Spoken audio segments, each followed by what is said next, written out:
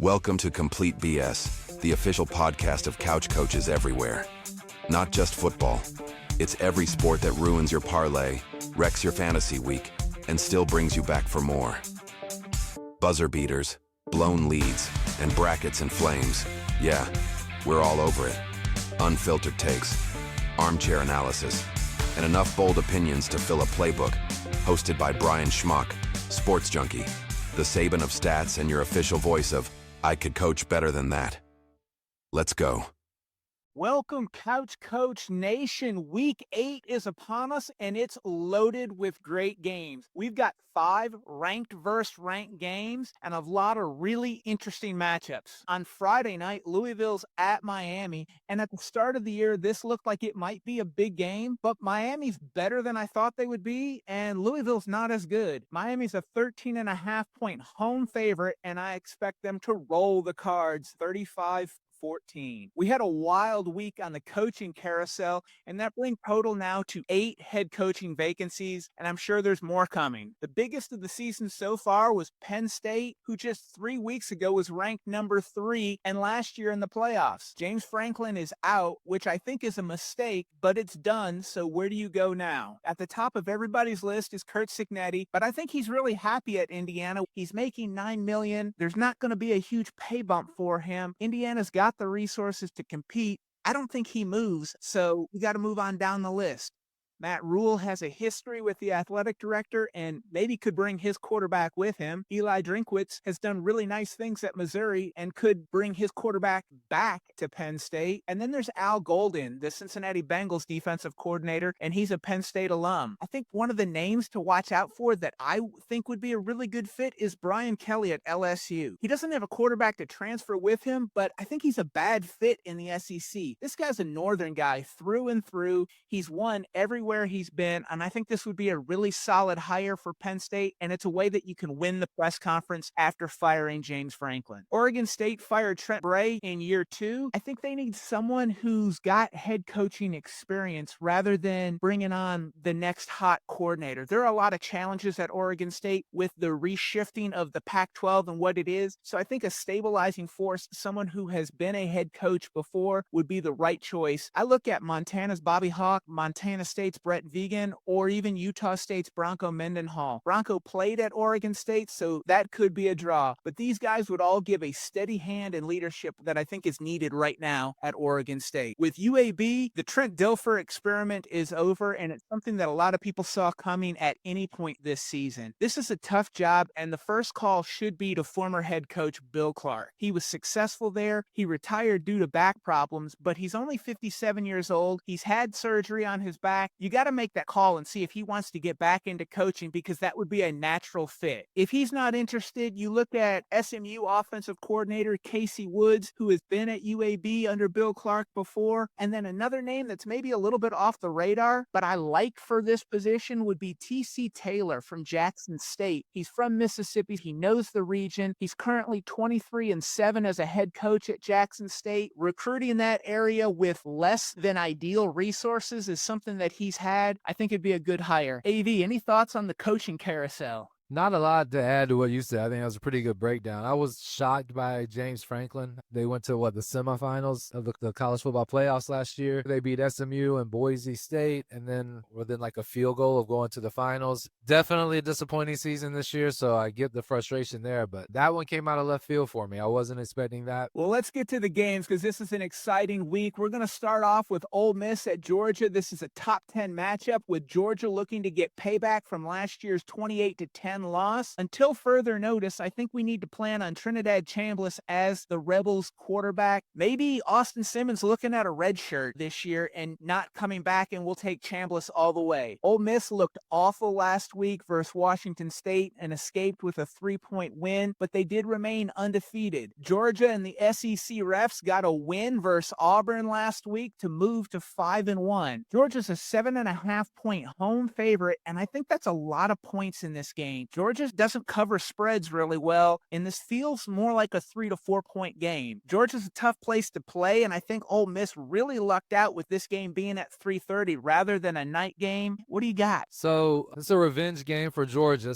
Ole Miss hammered them last year. It's on the road in Athens. This is something interesting I thought was this is Trinidad Chambliss' first road start. So he's been the starting quarterback for a while now, but they've played 4 home games in a row. That's something to consider. But the biggest problem I have with Ole Miss in this game right now is Ole Miss has given up 157 rush yards per game. Georgia can run the ball. They ran for 227 against Alabama and 200 versus Tennessee. So I think that's a problem for Ole Miss. I think if the game script plays out to where Georgia's not playing from behind and it's a close game, they will lean on that run game and it can become a problem for Ole Miss. So I've got Georgia winning. I agree with you on the point spread. I've got them 28-24. I'm giving Lane Kiffin the benefit of the doubt that they were looking past Washington State, and it's not true who they really are. I've liked them all year, and I've had questions about Georgia all year. Ole Miss needs to jump on them early. If it's close in the second half, you and I are thinking exactly alike. Georgia will lean on that running game as they did versus Tennessee and Alabama. I've got the exact same score, 28-24, but Ole Miss to win.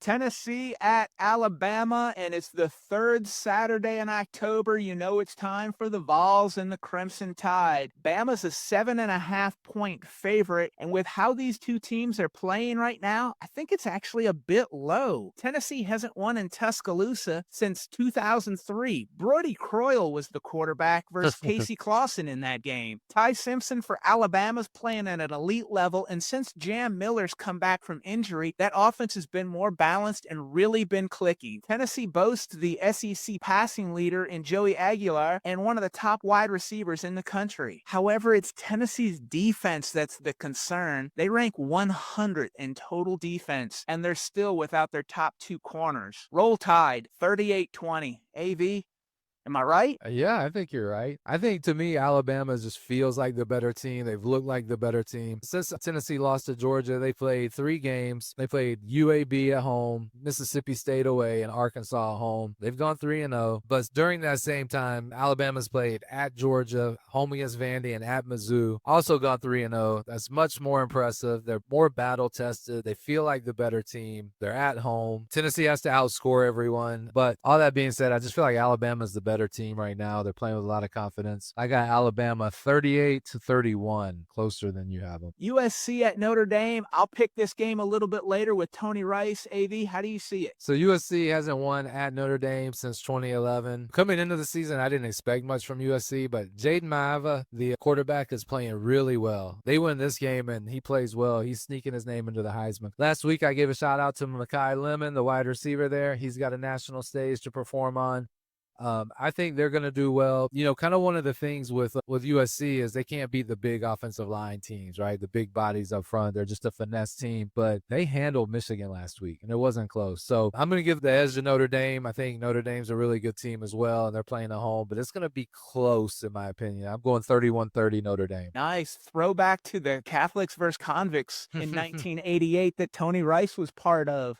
I will say that I think the key to this game is turnovers because Notre Dame's +8 the last 3 games in turnovers. And if USC can take care of the ball, that's what's going to keep them in. If they start turning it over, it could go into a blowout. Let's get into the book club. AV, make us some money. So my first game is going to be Nebraska at Minnesota. I'm taking the home Minnesota Golden Gophers plus the 9.5. The last 3 games, Nebraska's given up 30, 27, and 31. During that time, they've also given up 13 sacks in those 3 games to Rayola. So defense isn't great. Protecting the quarterback isn't great. Minnesota's 4-2, which is, I think, about what we thought they would be. So all those things considered, that's giving up a lot of points to cover 9.5. I think Minnesota easily covers that, to be honest. But I'm going to take the 9.5 in Minnesota. The second game is North Carolina at California. California is -9.5, and I'm going to take Cal and give the points here. It's really just a UNC fade as much as anything. There's rumors of talking about exit strategy there. He looks lost. He made a comment about how many more players there are to coach in college, the volume of players. You see penalties on like special teams units and stuff like that. He just looks lost. The team looks lost. They've lost to 32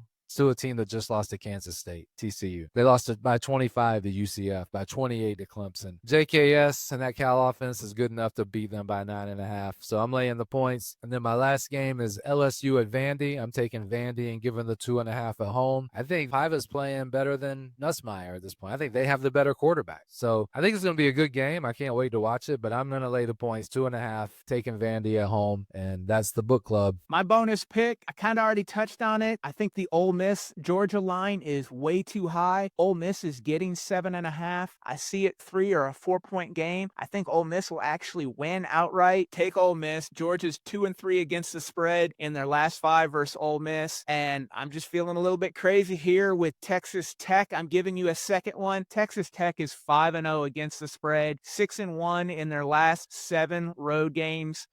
Arizona State, they're 10-1 against the spread in their last 11 at home. So something's got to give. Sam Leavitt's not playing for Arizona State. So you kind of got to throw that stat out for Arizona State since he's been their quarterback. Texas Tech, cover, win. There's 2 bonus picks for you. Stay tuned. We'll be right back with Notre Dame All-American and National Championship quarterback Tony Rice.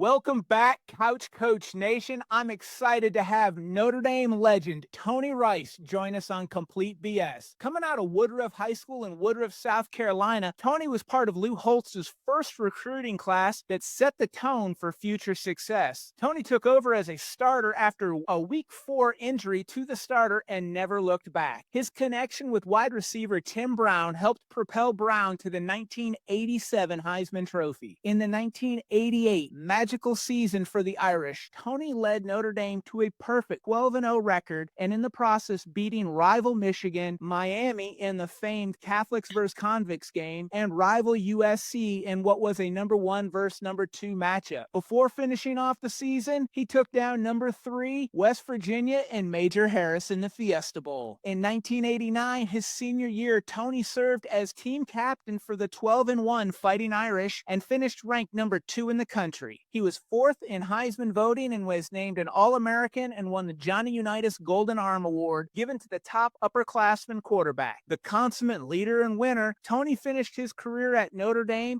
31-4 as a starting quarterback and forever remembered as one of the greatest to ever wear the Notre Dame uniform. Tony spent time in the CFL and World League. His dual threat ability was far ahead of his time, and had he been playing right now, I'm confident in saying that he would be a highly drafted choice in the NFL. He paved the way for many of the quarterbacks that you see today on Sundays. He's enjoyed a successful career in the business world and can be found giving back to his community at home and returning to South Bend frequently. Tony, it's an honor to have you on Complete BS. Thanks for having me. I tell you what, those things you're reading now make me feel so glad and so happy. I was like, whoa, I did all those things, but it took a total team in order to get that done. So I was very happy that you announced that. It's a good time to say it was a pleasure. I'm thankful that I met you and that someone put me in touch with you. Well, thank you. With recruiting, things have changed so much since you were being recruited. Coming out of South Carolina, was it always Notre Dame, Clemson, South Carolina, or any other schools in the mix that you were looking at? It goes back to at that time, I didn't have a say-so. My grandmother raised 4 kids, were not her own, and I was one of the 4. So whatever she said, I did. Clemson was looking at me. South Carolina was looking at me. Minnesota, as far as Coach Holtz was there at Minnesota, and then he ended up going to Notre Dame and took that class along with him. So really, I didn't have a say-so, and you always listen to your elders, and she made the right decision for me at the time. Starting out as a freshman, you had to sit.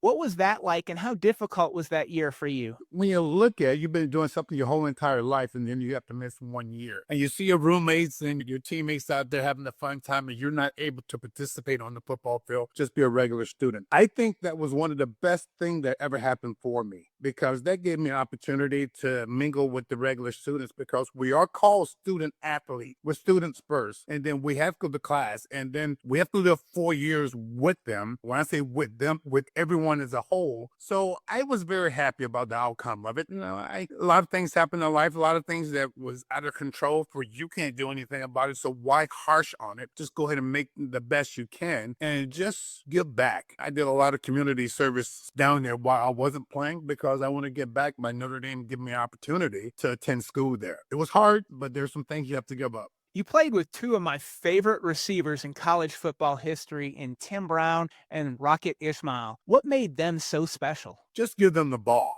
Find a way to give them the ball and you just sit around and watch them run. They're very magical. When I say magical, they can make things happen within a minute or two, or it seems like a minute or two, but it's only about a couple of seconds. But those guys are hard-nosed football players and they know how to win the crowd. But those guys are very special players and I had an opportunity to play with them and I'm very happy that I did. I've heard you in some other interviews talk about your connection to Lou Holtz. Talk to me a little bit about Coach Holtz and just that bond that you have with him. It makes you feel small at first and he intimidates you like he does still to this day right now when I see him, but he wants to bring out the best in you. And he wants you to think things, even though he's not on the football field, I am, think like he was playing in my position or vice versa. I have so much respect for that little man. I had a plaque that says, "The Lord is my shepherd, but Lou Holtz is my coach." And I stood by there my 4 years and, he brought up the thing that you give me 4 years of your life, I give you 40 years of my life. And he has came through for all of us who all played for him to do the best thing. Love, trust, and commitment. He set the tone for us. He set us to be a better person in the classroom, a better person in the workstation, and a better person in life. Family, trust, love, and commitment. Be very faithful. Be very honest with yourself. One of the most famous games ever in college football history happened in that famed 1988 season, the Catholics versus Convicts game. What are your memories of that game and Coach Holtz's pregame speech? And you know where I'm going with this. Yes, I do. Yes, that's pretty good. That was a sunny day.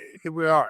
Sun is out. Pretty day to play football. And you have a powerhouse come in to your stadium, want to take something away from you. And you got to come back and say, hey, no, this is the house that New Rockley built. This is the lady on the dome. We playing for her. And both teams played their butts off. As you know, the outcome of it, and by the little speech that Coach Holtz was giving us before we went out there, that really raised the roof for everyone in that locker room at the time. Even the priest was ready to play that day because he said, leave Jimmy Johnson ass to me. Know that Coach Holtz is not going to fight, but we're going to fight for him. So that was one of the epic games, one of the best games ever that I ever played. And, they said the USC game, when I ran a 65-yard touchdown run, that it was good. But no, that USC game, it was great. But that Miami game, Catholic versus Convicts, and I think we had more convicts than they had. So, no, we always say that. So for some of our younger listeners, maybe not as familiar with the triple option that you ran, how would you describe it? And what are you reading as you're coming to the line and then in the play determining, are you going to pitch or keep it? Well, everything comes as I don't know what I'm doing until I run the play. So, if that tackle is covered and that guy pinches down in, and the tackle is going to the next level. When I say next level, next person, I'm going to read him with the fullback. He can either play cat and mouse and just guess where we're going to go, or hit the fullback directly at the point that I got the ball in there. Then I'm going to take it out and go to the next level. Vice versa. If I see him just giving me the shoulder like he's going to bounce outside, I'm going to let that fullback take his arm off by running through it and getting the 4 or 5 yards that he's going to get. But either way you look at it, it's a tricky play, and I don't even know until I get up there and run a play and see how it develops. Notre Dame's got many traditions, probably more so than any other university in the country. What's your favorite Notre Dame tradition? I think everything as a whole, that Saturday, you see the fans out there cheering for you. You see when you're coming through, the band is playing, which getting you hyped up and get me hyped up right now by thinking about that. Now, I will have the chance to see them again on Saturday. Just the whole atmosphere of Notre Dame. Notre Dame brings a different level to people. It's just like, wow, here I am. I am at the school that really made me, because you're 18-year-old snot-nosed kid coming from high school, going to college, especially Notre Dame, and you get to experience some of the stuff that I experienced. You'll pinch yourself a couple times and and said, did that really happen? And it did. I've been to games there before, and I've always said, I don't know how they don't get every single recruit who makes a visit here. It is such a unique environment for college football, from pregame mass to rubbing Rockney's nose to the Irish Guard on the steps of the library beforehand, the march to the stadium. All of the fans were so hospitable, and that doesn't even get into the locker room and play like a champion. So it's just such a unique, beautiful atmosphere for college football. Yes, it is. It is. And most people don't have the chance to experience anything like that. And I spoke to a fellow last week in Connecticut. It was the first game ever. He was so happy that, hey, my first night at Notre Dame, I'm talking to Tony Rice on the phone, and here I am going to the stadium. He said, thank you, Tony, for making my day. And I'm just glad someone just giving me a call just to talk with me for a little bit, because we all have something to share. All us past players have something to share that people didn't really play in our shoes at the time, and I'll be happy to share with them. One more question before we get to the game. If Coach Holtz walked into your living room right now, what's the first thing you'd say to him?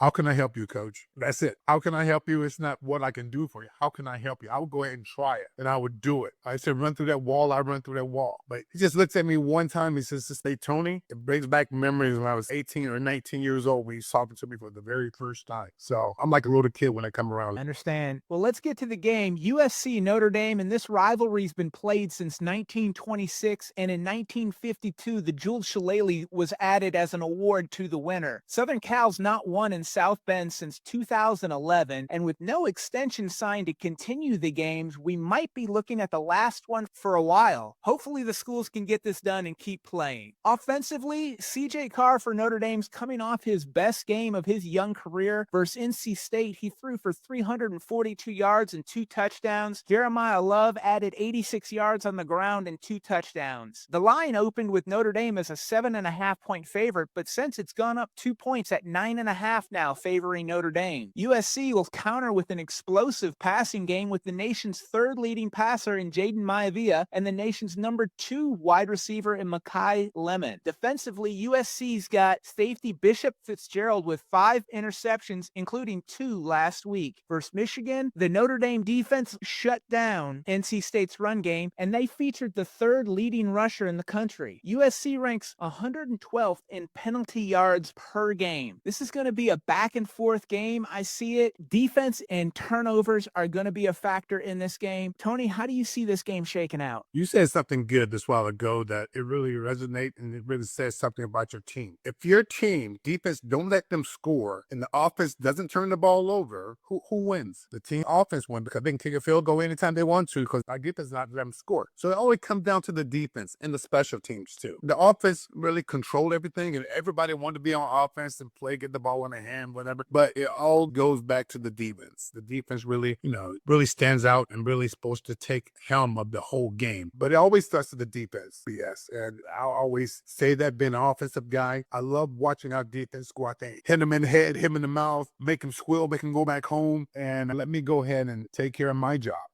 Well, an interesting or odd stat, however you look at it, the last 4 times a Pope has died, Notre Dame football has won 9 games that year. We did have Pope Francis pass away 6 months ago. Notre Dame's 4-2 right now. What happens the rest of the way? Do they get over? Now we're playing more games than they used to, so I would expect Notre Dame to surpass that 9 win. If they were to win out the regular season, they'd be 10-2. So something interesting, but I really saw that stat and thought, you've got to be joking. This can't be real, but that is out there. I would say this right here. They do have a chance to go ahead and win, go beyond the 9th game, but we can't take any team lightly like we did against NIU last year. They beat us at home, and then we go out and win all the rest of the game. That cannot happen anymore. Do we have a chance to win a national championship or go for a playoff this year? They say we do, they say we don't. But being a team that was 0-2 at the beginning, and we still ranked, and we still play some of the best teams out there, we lost by 3 points, all of them, both of the games. I think we have a pretty good shot at going more than 9 games. But you never know who's going to come to the table.